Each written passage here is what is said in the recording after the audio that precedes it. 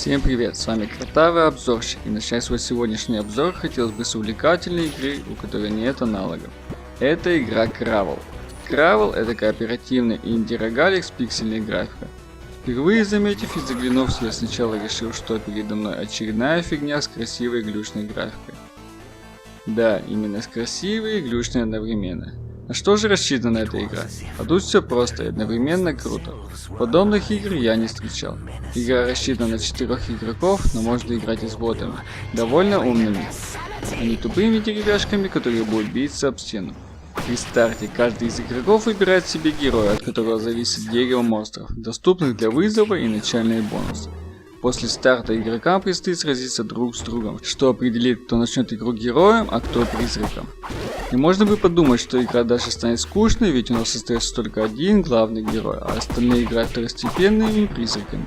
Но это не так, герою нужно искать сокровища, убивать монстров, избегать ловушек, покупать новое снаряжение. В то время как другие игроки как раз таки играют роль этих монстров и ловушек, вселяясь в последние и вызывая через пентаграммы первых. Также собирая эктоплазму, призраки без пентаграммы может вызвать слизни, атакующего героя. Цель героя — пройти как можно дальше и убить босса. Цель привидения — как можно скорее убить героя, чтобы взамен него стать человеком. Чтобы привидение обрело некий облик, который можно выбить герою, нужно найти магический круг на уровне и стать в него.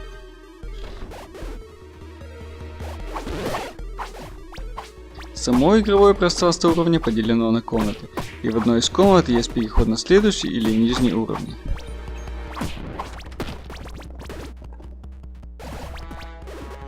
Также на уровнях есть комната кузнеца, в которой можно купить артефакты, новое оружие, зелья или свитки.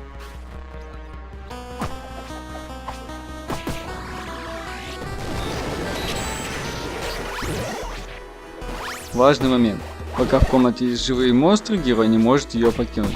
Герой при убийстве врагов повышает свой уровень, тогда как у призрака каждый раз, когда это происходит, накапливается ярость, которую при переходе на следующий уровень можно улучшить вызываемых монстров.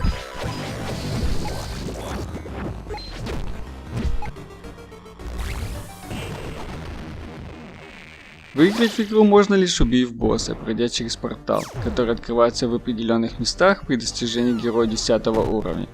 Призраки вселяются в определенные части босса и не дают герою одолеть его. Всего будет 3 попытки одолеть босса, после чего вас ждет либо победа, либо ничья, что тоже неплохо.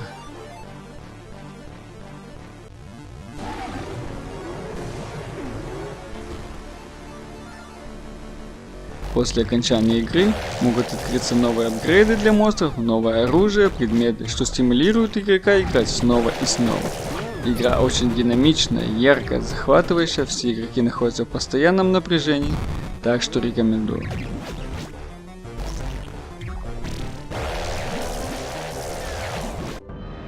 Вторая игра на сегодня — это Darkness Dungeon, компьютерная пошаговая ролевая игра с элементами рогалика.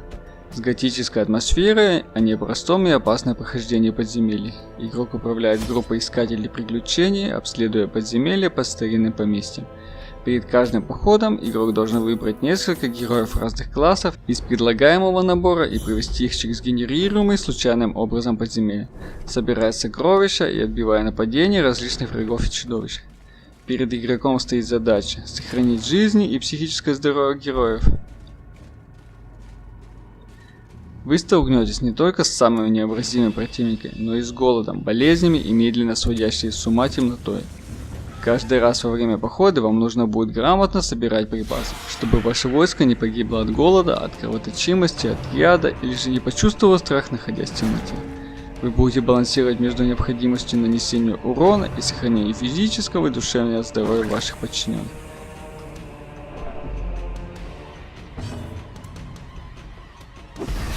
Также после удачного похода можно будет обучить ваших героев, улучшить экипировки и умения.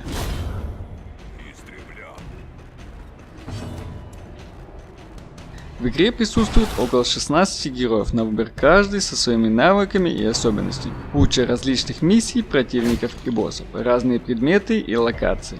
Все бои будут проходить по шагам стиля, что даст хорошо продумать стратегию и тактику ведения боя. Правильно расставить войско, ударить всех сразу или же уничтожить противника точным критическим ударом.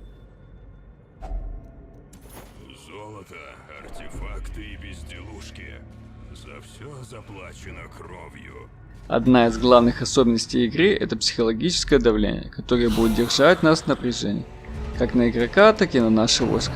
Уровень психологического напряжения растет каждый раз, когда герой получает удары от врагов, попадает в ловушки или отступает с поля боя. Если у бойца сдают нервы, он начинает вести себя неадекватно, нарушая приказы игрока.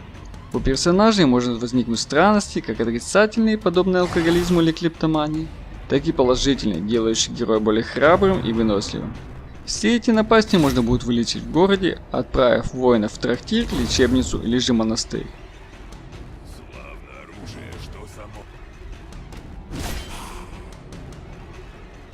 Еще что стоило бы отметить в игре, так это графику. Она глубоко подчеркивает всю мрачность игры и атмосферу темным подземельем. Кажется, что все нарисовано как будто от руки. В общем, что хотелось бы сказать в заключении. Игра с самого начала затягивает своей необычностью и пошаговыми боями. Вроде бы одно и то же, но почему-то интересно. Иногда кажется очень легкой, а иногда прям бесит несправедливым хардкором. Поэтому, если хочешь попробовать свои силы в таком режиме, то вперед к мрачным подземельям, и пусть тебя ничего не останавливает.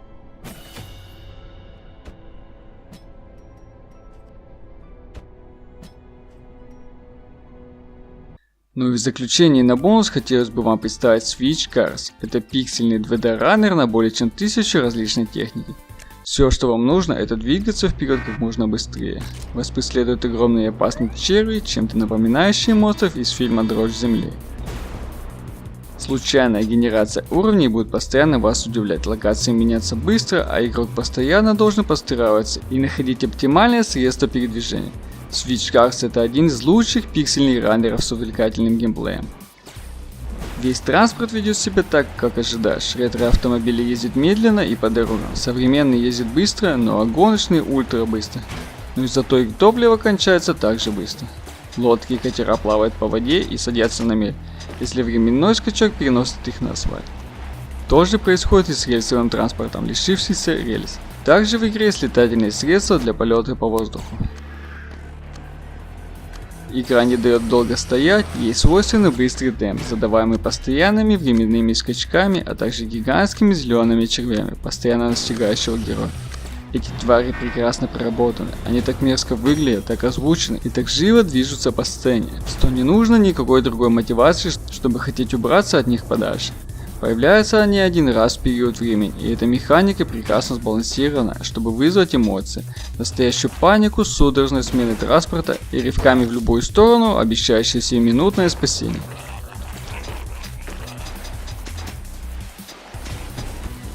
Игра не бесконечная бегалка, у нее есть определенная цель — добраться до 2055 года.